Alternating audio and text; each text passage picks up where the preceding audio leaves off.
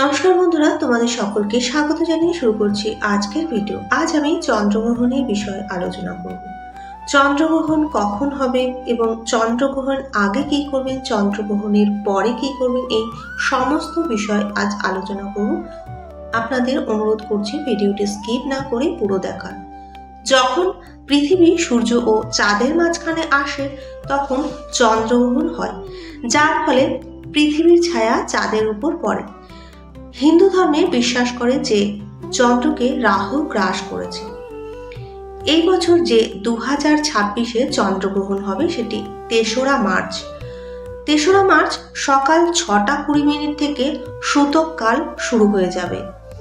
চন্দ্রগ্রহণের পর আপনাকে হোলিকা দহন করতে হবে আর 4ঠা মার্চ রং খেলতে হবে।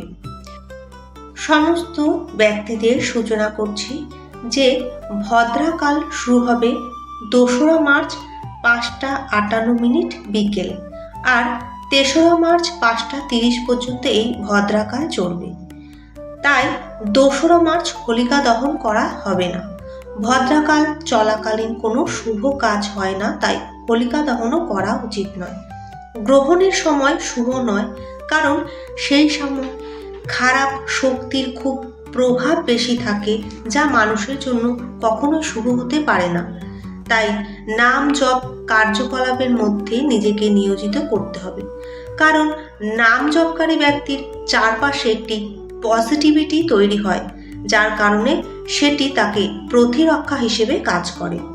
চন্দ্রগ্রহণের আগে আপনি কি প্রস্তুতি নেবেন? চন্দ্রগ্রহণ হলো একটি শক্তিশালী সময়কাল, যখন মানুষকে চন্দ্রগ্রহণের আগে কিছু অবশ্যই প্রস্তুতি নিতে হবে।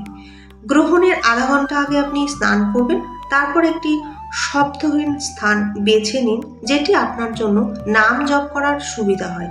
সেখানে একটি আসন পেতে নিন, তারপর চুপচাপ বসে সেখানে নাম জপ করতে থাকুন।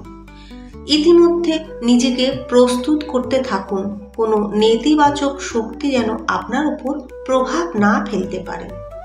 চন্দ্রগ্রহণের পর আপনি কি করবেন? গ্রহণের পর আপনার শরীর, মন এবং আত্মা পরিষ্কার করতে হবে। তাই গ্রহণের শেষ হওয়ার আধা ঘন্টা পরেও আপনার নাম জপ চলতে থাকবে। তারপর আপনি স্নান করুন, তারপর যা আপনার বাকি কাজ আছে সেই সমস্ত কাজে আপনি নিজেকে নিযুক্ত করুন। প্রেমানন্দজি মহারাজ বলেছেন, এই সময় আধ্যাত্মিক শুদ্ধির খুব প্রয়োজন। কেন? গ্রহণ সবচেয়ে শক্তিশালী বলে। তাই আপনাকে নাম জপ এবং গুরুমন্ত্র জপের মধ্যে আধ্যাত্মিক কার্যকলাপে নিযুক্ত হতে হবে, যাতে আপনার উপর কোনো অশুভ শক্তি আপনাকে কোনো ক্ষতি করতে না পারে। ভিডিওটি যদি ভালো লাগে অবশ্যই কমেন্টের মাধ্যমে জানাবেন। লাইক, শেয়ার, সাবস্ক্রাইব করে পাশে থাকার অনুরোধ করছি।